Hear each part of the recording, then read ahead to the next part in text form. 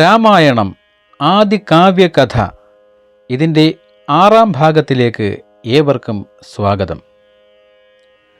വൈകുണ്ഠപതിയായ ഭഗവാൻ മഹാവിഷ്ണു അനന്തശയനത്തിലിരുന്നു കൊണ്ട് ചുറ്റും ആദരവോടെ നിൽക്കുന്ന ദേവദേവന്മാരോട് പറഞ്ഞു: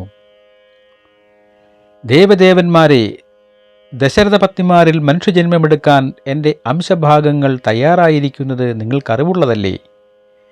എൻ്റെ മനുഷ്യജന്മത്തിൻ്റെ ഉദ്ദേശം തന്നെയാണ് രാവണ നിഗ്രഹം.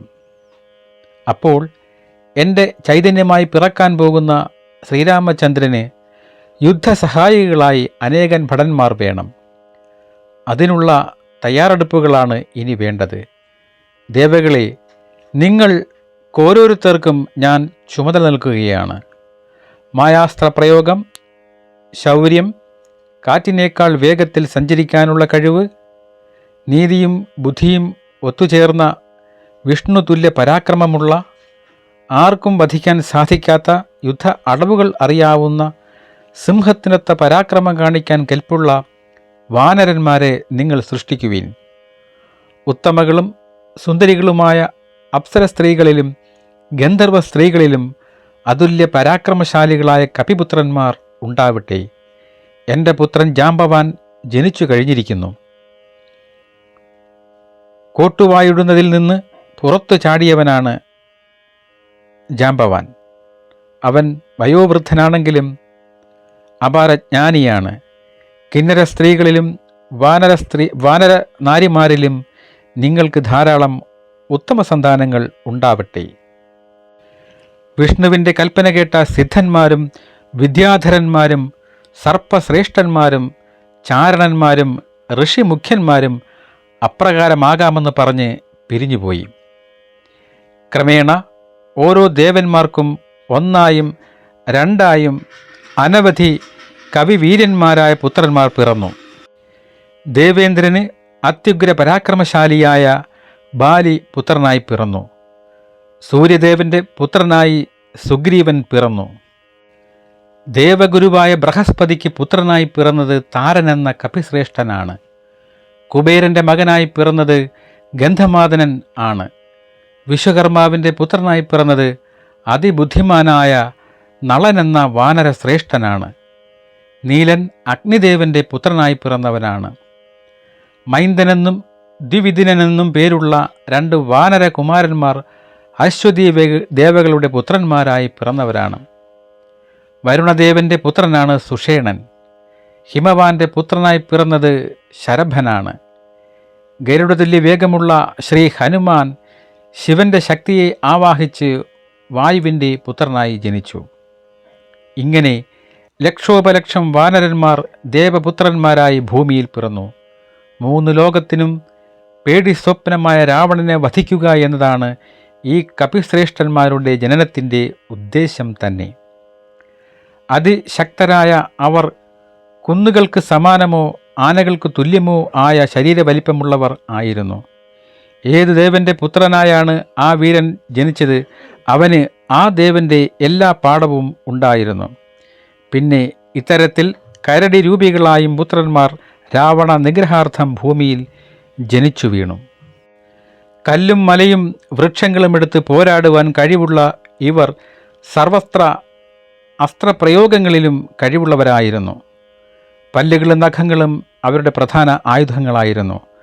വലിയ മലകളെ പിടിച്ച് കുലുക്കിയും മരങ്ങളെ പിഴുതും ആകാശത്തു കൂടി സഞ്ചരിക്കുന്ന പക്ഷികളെ ചാടിപ്പിടിച്ചും മതിച്ചോടുന്ന ആനകളെ പിടിച്ചു നിർത്തിയും ദിക്കുകൾ വിറയ്ക്കുമാറ് അലറിയുമൊക്കെ വാനരകുമാരന്മാർ അവരുടെ ശക്തിയെ തെളിയിച്ചു. ഇവർ കാടുകളാണ് വാസസ്ഥലമാക്കി മാറ്റിയത്. മലകളുടെ അടിവാരത്തിലും കുന്നുകളുടെ ഇടയിലും കൊടുങ്കാടുകളിലും ഇവർ കൂട്ടമായി താമസം തുടങ്ങി. സൂര്യപുത്രനായ സുഗ്രീവനും ദേവേന്ദ്രപുത്രനായ ബാലിയും സഹോദരങ്ങളായാണ് പിറന്നത്. ഇരുവരും വാനരന്മാരുടെ നേതാക്കളായി തീർന്നു. ഗരുഡതുല്യ പരാക്രമശാലികളായ നളൻ, നീലൻ, ഹനുമാൻ തുടങ്ങിയവരുടെയും രാജാവായി തീർന്നത് ബാലി സുഗ്രീവന്മാരാണ്. പുത്രകാമേഷ്ടി യാഗത്തിനു ശേഷം എല്ലാ മാമുനീന്ദ്രന്മാരും രാജാക്കന്മാരും ദക്ഷിണകളും സമ്മാനങ്ങളും സ്വീകരിച്ച് അവരവരുടെ രാജ്യത്തേക്ക് പോയി. ദശരഥ പത്നിമാരുടെ ഗർഭം പൂർണ്ണ വളർച്ചയിലെത്തിയത് ഒരു മീനമാസത്തിലായിരുന്നു. ശാന്തവും മധുരമനോഹരവുമായിട്ടാണ് വസന്തം പ്രകൃതിയെ അനുഗ്രഹിച്ചത്.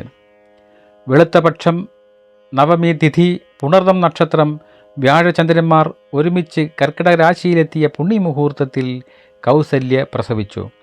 പിന്നെ കൈകേയി ഒരു പുത്രനെ പ്രസവിച്ചു. സുമിത്രയാകട്ടെ 2 കുമാരന്മാരെയാണ് പ്രസവിച്ചത്. പൂയം നക്ഷത്രത്തിൽ കൈകേയിയും ആയില്യം നക്ഷത്രത്തിൽ സുമിത്രയും പ്രസവിച്ചു. കുമാരന്മാരുടെ ജനനത്തോടെ അയോധ്യാപുരി കൂടുതൽ ശോഭിച്ചു. ജനങ്ങൾ ഉത്സവമായി കൊണ്ടാടി. സൂര്യപുത്രനായ സുഗ്രീവനും ദേവേന്ദ്രപുത്രനായ ബാലിയും സഹോദരങ്ങളായാണ് പിറന്നത്. ഇരുവരും വാനരന്മാരുടെ നേതാക്കളായി തീർന്നു. ഗരുഡതുല്യ പരാക്രമശാലികളായ നളൻ, നീലൻ, ഹനുമാൻ തുടങ്ങിയവരുടെയും രാജാവായി തീർന്നത് ബാലി സുഗ്രീവന്മാരാണ്. പുത്രകാമേഷ്ടി യാഗത്തിനു ശേഷം എല്ലാ മാമുനീന്ദ്രന്മാരും രാജാക്കന്മാരും ദക്ഷിണകളും സമ്മാനങ്ങളും സ്വീകരിച്ച് അവരവരുടെ രാജ്യത്തേക്ക് പോയി. ദശരഥ പത്നിമാരുടെ ഗർഭം പൂർണ്ണ വളർച്ചയിലെത്തിയത് ഒരു മീനമാസത്തിലായിരുന്നു. ശാന്തവും മധുരമനോഹരവുമായിട്ടാണ് വസന്തം പ്രകൃതിയെ അനുഗ്രഹിച്ചത്. വെളുത്തപക്ഷം, നവമി തിഥി, പുണർദം നക്ഷത്രം, വ്യാഴചന്ദ്രന്മാർ ഒരുമിച്ച് കർക്കിടക രാശിയിലെത്തിയ പുണ്യമുഹൂർത്തത്തിൽ കൗസല്യ പ്രസവിച്ചു. പിന്നെ കൈകേയി ഒരു പുത്രനെ പ്രസവിച്ചു. സുമിത്രയാകട്ടെ 2 കുമാരന്മാരെയാണ് പ്രസവിച്ചത്. പൂയം നക്ഷത്രത്തിൽ കൈകേയിയും ആയില്യം നക്ഷത്രത്തിൽ സുമിത്രയും പ്രസവിച്ചു. കുമാരന്മാരുടെ ജനനത്തോടെ അയോധ്യാപുരി കൂടുതൽ ശോഭിച്ചു. ജനങ്ങൾ ഉത്സവമായി കൊണ്ടാടി. ബഹുമാനിക്കപ്പെടേണ്ടവർ, പാട്ടുകാർ, സൂതന്മാർ എന്നിവർക്കൊക്കെ രാജാവ് ധാരാളം സമ്മാനങ്ങൾ കൊടുത്തു. രാജഗുരുവായ വസിഷ്ഠൻ കുട്ടികൾക്ക് പേരിട്ടു. കുട്ടികൾ ജനിച്ച് 11-ാം ദിവസമാണ് പേരിടൽ കർമ്മം നടത്തിയത്. കൗസല്യപുത്രന് അതായ മൂത്തവന് രാമനെന്നും കൈകേയി പുത്രന് ഭരതനെന്നും സുമിത്ര തനയന്മാർക്ക് ലക്ഷ്മണനെന്നും ശത്രുഘ്നെന്നും നാമകരണം ചെയ്തു. കുമാരന്മാർ ഒത്തൊരുമയോടെ അയോധ്യയിൽ വളർന്നു വന്നു. വിദ്യാഭ്യാസവും ആയുധാഭ്യാസ വിദ്യകളും അവർ പഠിച്ചു. കുമാരന്മാർ വളർന്നു വരുന്നതനുസരിച്ച് അവരിൽ പ്രകടമായ ചില അടുപ്പം ഉണ്ടായി. ശ്രീരാമനൊപ്പം ലക്ഷ്മണനും ഭരതനൊപ്പം ശത്രുഘ്നും സഞ്ചരിക്കുക പതിവായി. ഊണിലും ഉറക്കത്തിലും മറ്റു കർമ്മങ്ങളിലും ഈ അടുപ്പം പ്രകടമായത് എല്ലാവരും കണ്ടു. ശ്രീരാമൻ പള്ളിവേട്ടയ്ക്ക് കുതിരപ്പുറത്ത് പോയാൽ കുലച്ചവില്ലുമായി പിന്നാലെ ലക്ഷ്മണനുണ്ടാവും. ലക്ഷ്മണനോട് അതിയായ വാത്സല്യമായിരുന്നു. ലക്ഷ്മണന് ശ്രീരാമനോട് അതീവ ഭക്തിയും. അങ്ങനെ രാമലക്ഷ്മണ ഭരത ശത്രുഘ്നന്മാർ യൗവനപ്രായത്തിലെത്തി. ഒരു ദിവസം രാജസഭയിൽ വെച്ച് ബന്ധുമിത്രാദികളുടെ മുന്നിൽ വെച്ച് ദശരഥൻ പറഞ്ഞു, കുമാരന്മാർക്ക് യൗവനപ്രായമായിരിക്കുന്നു. അവരുടെ വിവാഹം നടത്തിയാൽ കൊള്ളാമായിരുന്നു. അതിന് അതിയായ ആഗ്രഹമുണ്ട്. എന്നാൽ ഇതിനു മറുപടി ലഭിക്കുന്നതിന് മുൻപ് പേടിച്ചു വിറച്ച മട്ടിൽ കാവൽക്കാരൻ ഓടി വരുന്നു. ഗോപുരദ്വാരത്തിൽ വിശ്വാമിത്ര മഹർഷി വന്നത് അറിയിക്കാനാണ് കാവൽക്കാരൻ വെപ്രാളപ്പെട്ടു വന്നത്. ഉഗ്രകോപിഷ്ഠനാണല്ലോ വിശ്വാമിത്രൻ. ചെറിയ തെറ്റുകൾ പോലും അദ്ദേഹം ക്ഷമിച്ചിരുന്നില്ല. എല്ലാവർക്കും അദ്ദേഹത്തോട് ബഹുമാനമുണ്ടെങ്കിലും കൂടുതലുള്ളത് ഭയമാണ്. ഗാധീപുത്രനായ വിശ്വാമിത്രൻ വന്നിരിക്കുന്നു. ഇത്രയും ഒരുവിധം ആ കാവൽക്കാരൻ പറഞ്ഞൊപ്പിച്ചു. വിശ്വാമിത്ര മഹർഷിയുടെ പേര് കേട്ടപ്പോൾ തന്നെ ദശരഥൻ ഞെട്ടി ഇരിപ്പിടത്തിൽ നിന്നും എഴുന്നേറ്റു. രാജപുരോഹിതന്മാരോടൊപ്പം ദശരഥൻ വിശ്വാമിത്ര മഹർഷിയുടെ അടുക്കൽ ചെന്നു. ദേവേന്ദ്രൻ ബ്രഹ്മാവിനെ എന്ന പോലെ എതിരേറ്റുകൊണ്ടുവന്ന് അർഘ്യപാദ്യാദികൾ വേണ്ടുന്ന വിധം ചെയ്ത് പൂജിച്ച് അദ്ദേഹത്തെ ഉചിതമായ പീഠത്തിൽ ഇരുത്തി. എല്ലാം നന്നായിരിക്കുന്നുവെന്ന് വിശ്വാമിത്ര മഹർഷി പറഞ്ഞതിനു ശേഷം തുടർന്ന് അദ്ദേഹം പറഞ്ഞു, മഹാരാജാവേ, സാമന്തന്മാരും ശത്രുക്കളും അങ്ങയുടെ കീഴിൽ തന്നെയല്ലേ? ദേവന്മാർ, മനുഷ്യർ എന്നിവർക്ക് വേണ്ടതുപോലെ ചെയ്യുന്നില്ലേ? പിന്നെ അവിടെ സന്നിഹിതനായിരിക്കുന്ന ഓരോരുത്തരോടും കുശലം ചോദിച്ചു, പ്രത്യേകം വസിഷ്ഠനോടും. സന്തോഷത്തോടെയുള്ള വിശ്വാമിത്രൻ്റെ വാക്കുകൾ എല്ലാവരിലും ആനന്ദമുണ്ടാക്കി. രാജസദസ്സിൽ എല്ലാവരും യഥാസ്ഥാനങ്ങളിൽ ഇരുന്നു. മഹാരാജാവ് വിശ്വാമിത്ര മഹർഷിയോട് പറഞ്ഞു, ഭഗവാനേ, മരണത്തിൻ്റെ വക്കിൽ വീണവന് അമൃത് കിട്ടിയതുപോലെ, മരുഭൂമിയിൽ പെയ്ത മഴ പോലെ, സന്താനമില്ലാത്തവന് ധർമ്മപത്നിയിൽ പുത്രനുണ്ടായതുപോലെ, കളഞ്ഞ മുതൽ തിരിച്ചു കിട്ടിയതുപോലെ അങ്ങയുടെ എഴുന്നള്ളത്ത് ഞങ്ങൾക്ക് ഉത്സവാനന്ദമുണ്ടാക്കുന്നു, അപൂർവമായ ഉൾക്കുളിരേകുന്നു. എന്നെക്കൊണ്ട് കഴിയുന്നതെന്തും അവിടത്തേക്ക് ചെയ്തു തരുവാൻ അതിയായ സന്തോഷമുണ്ട്. അതിഭാഗ്യവാനാണ് ഞാൻ. അവിടുത്തെ പാദസ്പർശത്താൽ ഈ രാജധാനി പരിപാവനമായി തീർന്നുവല്ലോ. രാജർഷിയായിരുന്ന അവിടുന്ന് ഉജ്ജ്വല തപസ്സിനാൽ ബ്രഹ്മർഷിയായി. ഈ ദർശനം തന്നെ പുണ്യമാണ്. അങ്ങ് എന്തുദ്ദേശിച്ചുകൊണ്ടാണ് ഇങ്ങോട്ട് എഴുന്നള്ളിയത് പറഞ്ഞാലും അങ്ങയ്ക്ക് എന്തെങ്കിലും ചെയ്യാൻ സാധിച്ചാൽ ഞാൻ അമേയ പുണ്യവാനായി തീരും. അതിന് അവിടുന്ന് അനുഗ്രഹിക്കണേ. ഉത്തമമായൊരു ക്ഷേത്രത്തിൽ എത്തിയ പോലെയായി ഞാൻ. അവിടുന്ന് ചിന്തിച്ചതെന്തും പറയാൻ മടിക്കരുതേ. എൻ്റെ കൺകണ്ട ഈശ്വരനാണ് അവിടുന്ന്. ആജ്ഞാപിക്കുന്നത് അക്ഷരം പ്രതി അനുസരിക്കാം. രാജസിംഹൻ്റെ ആശ്ചര്യകരവും വിശദവുമായ വാക്കുകൾ തേജസ്സിയെന്നവനാണെങ്കിലും കൗശികനെ കോൾമയിൽ കൊള്ളിച്ചു. അങ്ങയുടെ വാക്കുകൾ ബ്രഹ്മർഷി വസിഷ്ഠൻ്റെ ശിഷ്യന് യോജിച്ചതു തന്നെ. തുടർന്ന് അദ്ദേഹം പറഞ്ഞു, രാജാവേ, അങ്ങ് സത്യത്തിൽ അടിയുറച്ചവനാണ്. ഞാൻ ആവശ്യപ്പെടുന്ന കാര്യം സാധിപ്പിക്കാമെന്ന് പ്രതിജ്ഞ ചെയ്തല്ലോ. രാജൻ, ഒരു കഠിന വ്രതത്തിലിരിക്കുകയാണ് ഞാനിപ്പോൾ. എന്നാൽ ഈ ദീക്ഷയുടെ സിദ്ധി എനിക്ക് കിട്ടുന്നുമില്ല. ഇതിൻ്റെ അവസാനത്തിനു ഹോമവേദിയിൽ മാംസഖണ്ഡങ്ങളോട് കൂടിയ രക്തമൊഴുക്കുന്ന 2 അസുരന്മാരുണ്ട്. മാരീചൻ, സുബാഹു എന്നു പേരുള്ള ആ രാക്ഷസന്മാർ എൻ്റെ കർമ്മങ്ങളെയെല്ലാം തടസ്സപ്പെടുത്തുകയാണ്. എൻ്റെ മനസ്സ് മടുത്തു. ഇത് ഒരു പ്രാവശ്യമല്ല, അനേകം തവണ ആയപ്പോഴാണ് ഞാൻ ഇങ്ങോട്ട് പോന്നത്. ദേഷ്യം വരാനോ ശപിക്കാനോ പാടില്ലാത്ത വ്രതമാണ് ഞാനിപ്പോഴെടുത്തിരിക്കുന്നത്. അതിനാൽ എനിക്കൊന്നും ചെയ്യാൻ കഴിയുന്നില്ല. രാജൻ, അങ്ങയുടെ മൂത്തപുത്രൻ സത്യപരാക്രമിയായ വീരരാമൻ എന്നോടൊന്നിച്ചു പോരട്ടെ. ഉപദ്രവകാരികളായ ആ രാക്ഷസന്മാരെ മാത്രമല്ല, മറ്റനേകം അരക്കന്മാരെയും നശിപ്പിക്കാനുള്ള ശക്തി എൻ്റെ കീഴിൽ നിൽക്കുന്ന രാമനുണ്ട്. കാകപക്ഷധാരിയായ കുമാരനാണെന്ന് കരുതരുത്. 3 ലോകങ്ങളിലും ശ്രേയസ് പരക്കത്തക്ക വിധം അഭിവൃദ്ധി രാമനുണ്ടാകും.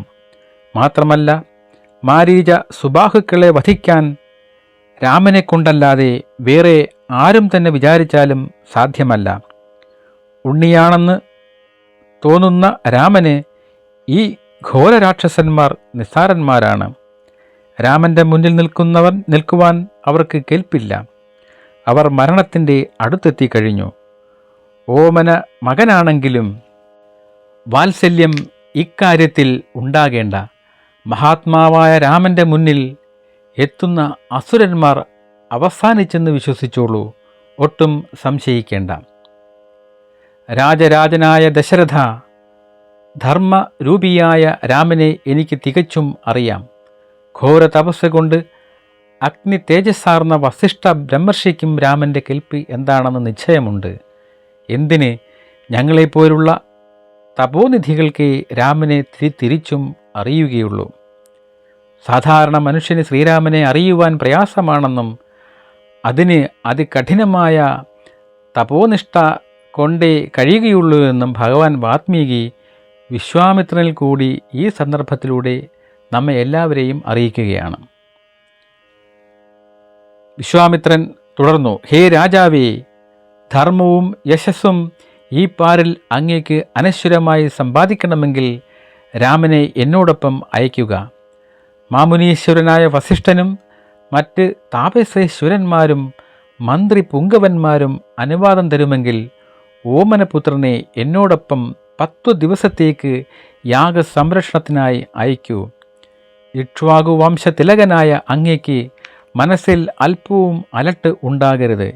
എൻ്റെ യാഗത്തിന് യാതൊരു ഹാനിയും സംഭവിക്കാതിരിക്കാൻ രാമനെ എൻ്റെ ഒന്നിച്ച് അയക്കൂ. അങ്ങയ്ക്ക് മാത്രമല്ല ഈ വംശത്തിനു തന്നെ മംഗളമുണ്ടാകട്ടെ. വിശ്വാമിത്രൻ്റെ ഈ വാക്കുകൾ കേട്ട് ദശരഥ മഹാരാജാവ് തളർന്നു.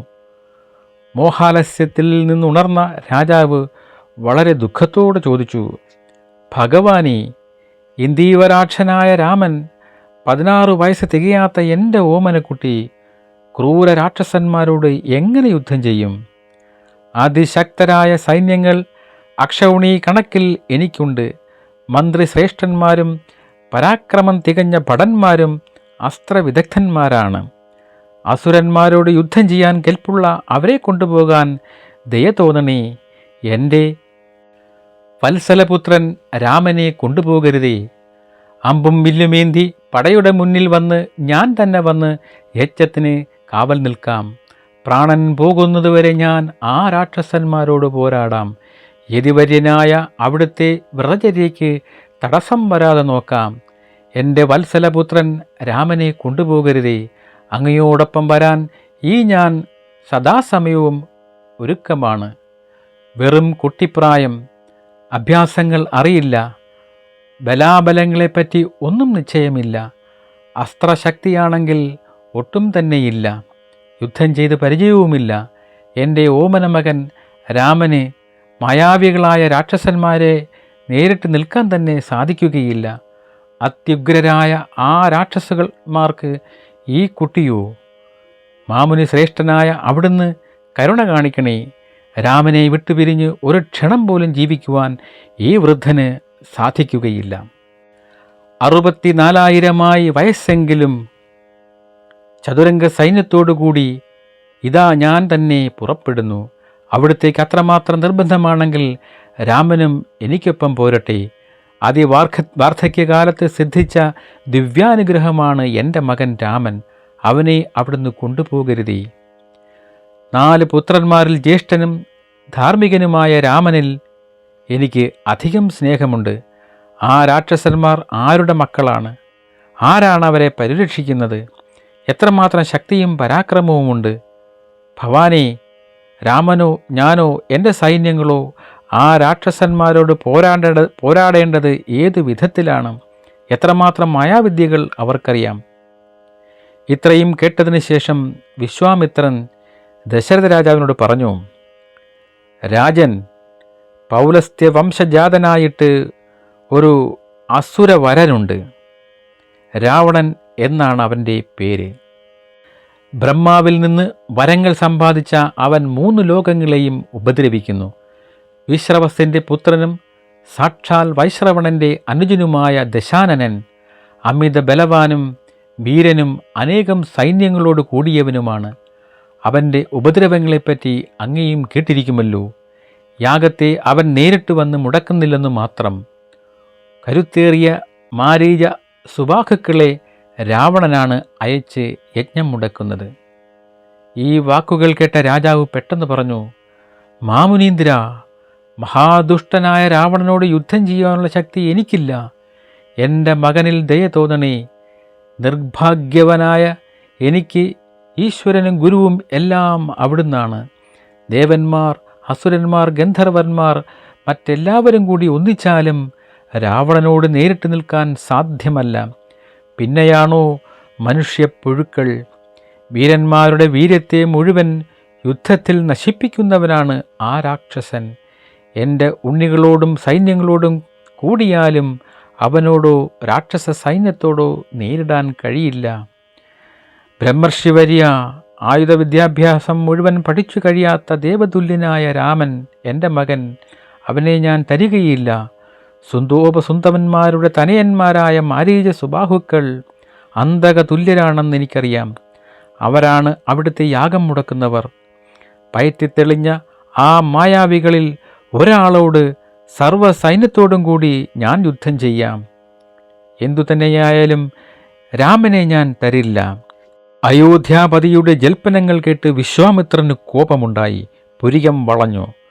ഹോമകുണ്ഡത്തിൽ നെയ്യൊഴിച്ചതുപോലെ കോപം ആളിക്കത്തി. കണ്ണിൽ നിന്ന് തീപ്പൊരി പാറുന്നതുപോലെ നോക്കി.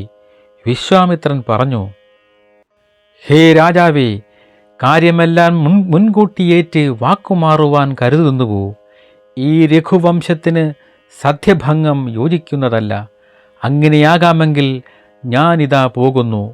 വാക്കുമാറുന്ന അങ്ങ് സുഹൃത്തുക്കളുമൊത്ത് സസുഖം വസിച്ചാലും. മഹാബുദ്ധിമാനായ ബ്രഹ്മർഷിയുടെ കോപവാക്ക് കേട്ട് ഭൂമിയാകെ ഒന്ന് കുലുങ്ങി. ദേവന്മാർ കൂടി ഭയപ്പെട്ടു വിറച്ചു. 3 ലോകങ്ങളും ഭയപ്പെട്ടതു കണ്ട് ഭഗവാൻ വസിഷ്ഠൻ ദശരഥ മഹാരാജാവിനോട് പറഞ്ഞു, രാജൻ, ഇക്ഷ്വാകു വംശത്തിലാണ് അങ്ങ് പിറന്നത്. ധർമ്മം കുരു രൂപമെടുത്തതുപോലെയാണ് അങ്ങയുടെ ജീവിതം. മാത്രമല്ല 3 ലോകങ്ങളിലും ധർമാത്മാവാണെന്ന് പുകഴ്ത്തപ്പെടുന്നവനാണ് അങ്ങ്. ധർമ്മത്തെ സ്മരിക്കാതെ സ്വധർമ്മം ചെയ്യൂ. ഏറ്റ കാര്യം അതെന്തു തന്നെയാകട്ടെ ചെയ്തേ പറ്റൂ. ആളിക്കത്തുന്ന ചെന്തി മധ്യത്തിലെ അമൃതിനെ തൊടുവാൻ ആർക്കാണ് സാധിക്കുക? വില്ല് ഇതുവരെ എടുക്കാത്തൊരു കുട്ടിയായാൽ കൂടി വിശ്വാമിത്രൻ്റെ കീഴിലാണെങ്കിൽ ഭയപ്പെടാനില്ല. ബ്രഹ്മനിഷ്ഠനായ വിശ്വാമിത്രൻ ലോകത്തിൽ വെച്ച് അതിബുദ്ധിമാനാണ്, ധർമ്മം മൂർത്തീകരിച്ചവനാണ്, വീര്യവാനാണ്. തപോനിധിയായ ഇദ്ദേഹം 3 ലോകങ്ങളിലെ വില്ലാളി വീരന്മാരിൽ അദ്വിതീയനാണ്. മനസ്സിലാക്കൂ, അസ്ത്രശസ്ത്രജാല പ്രയോഗങ്ങളിൽ ഇത്രയും സമർത്ഥനായ ഒരാൾ ഇന്നില്ല, ഇനി ഉണ്ടാവുകയുമില്ല. തേജസ്വിയും അനശ്വര യശസ്വിയുമായ ഈ വീരനൊപ്പം രാമനെ പറഞ്ഞയക്കുവാൻ ഒട്ടും സംശയിക്കേണ്ട. ഏതൊരു രാക്ഷസനെയും നിഷ്പ്രയാസം ഗ്രഹിക്കുവാനുള്ള കരുത്ത് കൗശികപുത്രനുണ്ട്. എന്നിട്ടും രാമനെ വേണമെന്ന് അപേക്ഷിക്കുന്നത് അങ്ങയുടെ പുത്രൻ്റെ ഗുണത്തിനാണ്. വസിഷ്ഠൻ്റെ വാക്കുകൾ കേട്ടപ്പോൾ ദശരഥ മഹാരാജാവിന് മനസ്സമാധാനമായി. ശരീരത്തിന് ഉണർവ് കിട്ടി. വിശ്വാമിത്ര മഹർഷിക്കൊപ്പം രാമനെ അയക്കാൻ ദശരഥൻ മനസ്സിൽ തീർച്ചപ്പെടുത്തി.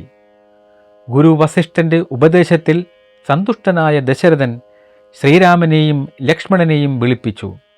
വിശ്വാമിത്രൻ്റെ ആഗമനോദ്ദേശം അറിഞ്ഞ ശ്രീരാമൻ അദ്ദേഹത്തിൻ്റെ കൂടെ പോകാൻ തയ്യാറായി. അച്ഛൻ്റെയും അമ്മയുടെയും അനുഗ്രഹം വാങ്ങി വേദമന്ത്രങ്ങൾ ഉച്ചരിച്ചുകൊണ്ട് വസിഷ്ഠൻ നന്മ നേർന്നു. മകനെ ആലിംഗനം ചെയ്ത ശേഷം ദശരഥ മഹാരാജാവ് മകൻ ശ്രീരാമചന്ദ്രനെ വിശ്വാമിത്രൻ്റെ പക്കൽ ഏൽപ്പിച്ചു. യതീശ്വര സമീപത്തിൽ ഉജ്ജ്വലകാന്തിയോട് നിൽക്കുന്ന ശ്രീരാമനെ കണ്ട് പൊടി പറത്താതെ കാറ്റ് വീശി. ദേവഭേരി നിദാനത്തോടുകൂടി തുരുതുരാ പുഷ്പവൃഷ്ടിയുണ്ടായി. മഹാത്മാക്കളായ അവർ പുറപ്പെട്ടപ്പോൾ ദിഗന്ധങ്ങളിൽ ശംഖുനാദം മാറ്റൊലികൊണ്ടു.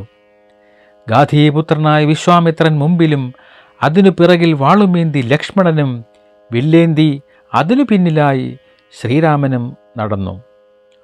ഉടുമ്പിൻ തോലുള്ള കയ്യറയിട്ട് കുലച്ച വില്ലും മൂർച്ചയേറിയ വാളുമേന്തിയ ദശരഥനന്ദനന്മാർ തിരുവാഭരണങ്ങൾ അണിഞ്ഞ് വിശ്വാമിത്ര മഹർഷിയെ പിന്തുടർന്ന് നടന്ന് അയോധ്യ നഗരിയിൽ നിന്ന് 1.5 കാതം വഴിവിട്ട് സരയൂ നദിയുടെ തീരത്തിലെത്തിയപ്പോൾ ബ്രഹ്മർഷി അവിടെ നിന്നു.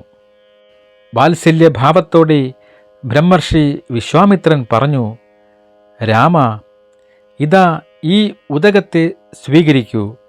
ബല, അതിബല എന്നീ മന്ത്രങ്ങളെ ഞാൻ ഉപദേശിക്കാം. ഒട്ടും താമസിക്കരുത്. ഈ മഹാമന്ത്രങ്ങൾ സ്വായത്തമാക്കിയാൽ ക്ഷീണമോ വിശപ്പോ ഉണ്ടാകില്ല. രൂപമാറ്റം ഒരിക്കലും ഒരു തരത്തിലും ഉണ്ടാകില്ല. ഉറക്കത്തിലോ ബുദ്ധി നിയന്ത്രണം വിടുന്ന സമയത്തുപോലും രാക്ഷസന്മാർ അടുക്കുകയില്ല. കൈക്കരുത്തിൽ തുല്യതയാർന്ന ഒരുത്തനെ ലോകത്തിൽ കാണുന്നതല്ല രാമ. ഈ മന്ത്രങ്ങൾ കൊണ്ട് അങ്ങേക്ക് ഒത്തവൻ 3 ലോകങ്ങളിൽ പോലും ഉണ്ടാകുന്നതല്ല. സൗന്ദര്യം, ബുദ്ധി, ജ്ഞാനം, ഉത്തരം പറയാനുള്ള കഴിവ് എന്നിവ വർദ്ധിക്കും. ബലയും അതിബലയും ജപിച്ചു നടന്നാൽ വഴിക്ക് ദാഹമോ വിശപ്പോ തോന്നുകയില്ല. അതുല്യമായ യശസ്സും ഇതുകൊണ്ട് ഉണ്ടാവുകയും ചെയ്യും. ഭഗവാൻ വിരിഞ്ചൻ്റെ വദനത്തിൽ നിന്ന് ഉണ്ടായ പുത്രിമാരാണ് ബലയും അതിബലയും. ധർമ്മം തന്നെ രൂപമെടുത്ത് അങ്ങ് ഈ മന്ത്രോപദേശത്തിന് തികച്ചും അർഹനാണ്, സംശയമില്ല. സർവഗുണങ്ങളുടെയും വിളനിലമാണ് അങ്ങയെങ്കിലും തപസ് കൊണ്ട് മാത്രം നേടാവുന്ന ബലാതിബലകളെ സ്വീകരിക്കൂ, അമേയമായ തേജസ് ഉണ്ടാകും. സന്തുഷ്ടനായ ശ്രീരാമചന്ദ്രൻ ആചമിച്ച് മഹാത്മാ വിശ്വാമിത്രനിൽ നിന്ന് ആ മന്ത്രങ്ങൾ രണ്ടും വാങ്ങി. അതുല്യ വിക്രമനായ കുമാരൻ ഈ വിദ്യകൾ ഗ്രഹിച്ചപ്പോൾ ശരത്കാലത്തിലെ ഭാസ്കരനെ പോലെ ഉജ്ജ്വലാഭനായി. ഗുരുവരനായ കൗശികപുത്രനെ യഥോചിതം ഉപചരിച്ചുകൊണ്ട് ആ രാത്രി സരയൂ നദീതീരത്തിൽ താമസിച്ചു. ദശരഥപുത്രന്മാർ അനുചിതമായ പുൽമെത്തയിൽ വിശ്വാമിത്ര ലാളനകളേറ്റ് അതിസുഖത്തോടെ ആ രാത്രി കഴിച്ചുകൂട്ടി. സൂര്യൻ ഉദിച്ചു. പർണശാലയിൽ കിടന്നുറങ്ങുന്ന രഘുരാമനോട് വിശ്വാമിത്ര മുനി പറഞ്ഞു: കൗസല്യാനന്ദവർദ്ധകനായ കുമാര, പൂർവസന്ധ്യ തുടങ്ങി. നരശാർദൂലനായ രാമ, എഴുന്നേൽക്കൂ, ദിനകൃത്യങ്ങൾ ആചരിക്കൂ. ഋഷിയുടെ നിർദ്ദേശം കേട്ട രാജകുമാരൻ കുളിച്ച് ഊത്ത് മഹാമന്ത്രം സശ്രദ്ധം ജപിച്ചു. കൗശികനെ വന്ദിച്ചു. സരയൂ നദി കൂടിച്ചേരുന്ന ഗംഗയുടെ തീരത്തിൽ പുണ്യസങ്കേതത്തിൽ മാമുനിമാർ വസിച്ചിരുന്ന പുണ്യാശ്രമത്തിൽ എത്തിയപ്പോൾ സസന്തോഷം രാമൻ വിശ്വാമിത്ര മുനിയോട് ചോദിച്ചു: ഭഗവാനെ, ഈ പുണ്യാശ്രമം ഏതാണ്? ഇവിടെ താമസിക്കുന്നത് ആരാണ്? ചിരിച്ചുകൊണ്ട് ബ്രഹ്മർഷി പറഞ്ഞു: രാമ, കാമൻ എന്നു പേരുള്ള സമരദേവന് ആദ്യം ദേഹമുണ്ടായിരുന്നില്ല. ആ കാലത്ത് കൈലാസാധിപൻ മനസംയമനം ചെയ്ത് ഇവിടെ വസിക്കുകയായിരുന്നു. ധ്യാനത്തിൽ നിന്നുണർന്ന് ദേവന്മാരൊന്നിച്ച് സഞ്ചരിക്കുന്ന പിനാകപാണിയെ അഹങ്കാരത്താൽ സ്മരൻ തീണ്ടി. മഹേശ്വരനാകട്ടെ ദേഷ്യത്തോടെ ഒന്ന് നോക്കി ഹുങ്കാരം ചെയ്തു.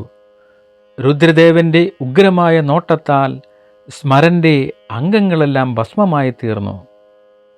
അന്നു മുതൽ അനങ്കൻ എന്ന നാമത്തിലാണ് കാമദേവൻ അറിയുന്നത്.